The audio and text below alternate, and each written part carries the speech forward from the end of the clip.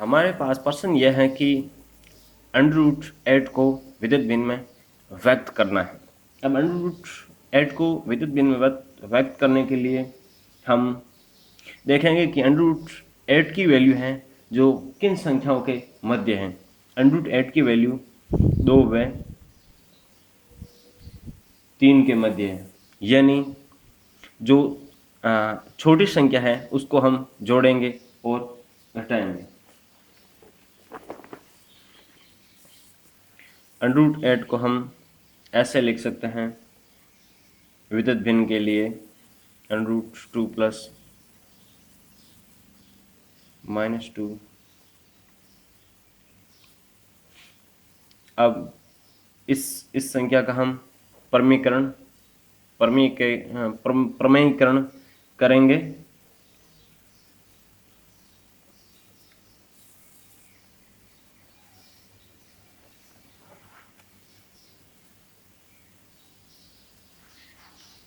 ताकि हमारे पास संख्या विद्युत भिन्न के रूप में आ जाए।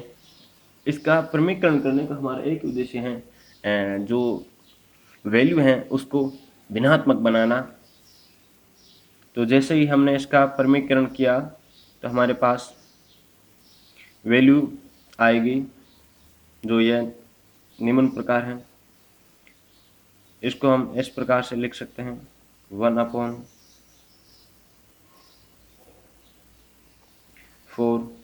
फिर पुनः हम देखते हैं कि जो हमारे पास नीचे जो वैल्यू आ रही है, विद्युत भिन्न का मतलब है एक क्रमबद्ध तरीके से, इस प्रकार से, यानी बढ़ते जाना, regular, upon upon upon upon upon होते जाना।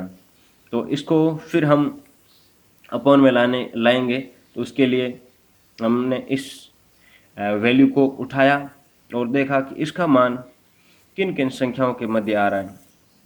तो हमने पाया कि इसका मान है जो 1 व 2 के मध्य आ रहा है, यानी इसका कम से कम वैल्यू है जो 2 है। 4 में 4 का भाग देंगे, यानी 4 पॉइंट कुछ आएगा, तो वह वैल्यू 1 व 2 के मध्य रहेगी। तो फिर हम इसको सोल्व करेंगे, यानी a को जोड़ेंगे और a को घटाएंगे, क्योंकि निम्नतम वैल्यू है जो a की है।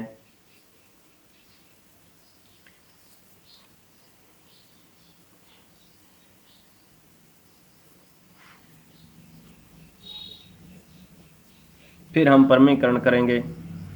प्रमेयीकरण क्यों करना है, जो हम पहले स्पष्ट कर चुके हैं।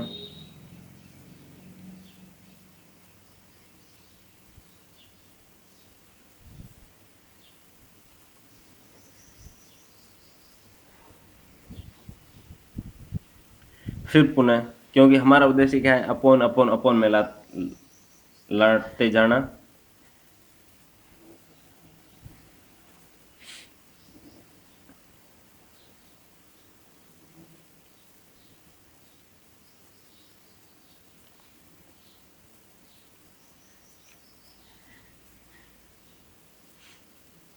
यानी हमने जैसे ही 4 को माइनस किया इसमें से, तो हमारे पास 2 प्लस के थे, तो वो उनमें से माइनस होकर हमारे पास कितना बचेगा, -2 बचेगा।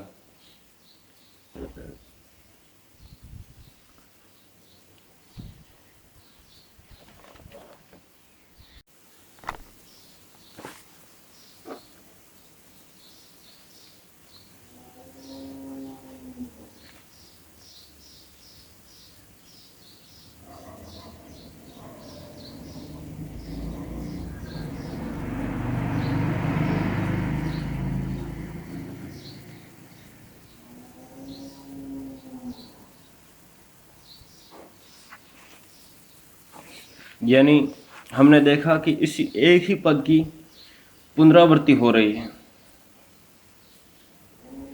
तो हम लिख भी सकते हैं कि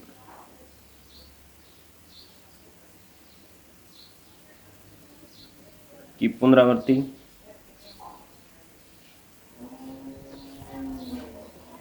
हो रही है, इसीलिए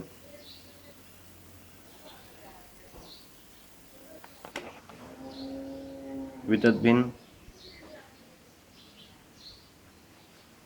इसीलिए √8 की विद्युत भिन्न निम्न होगी, वह है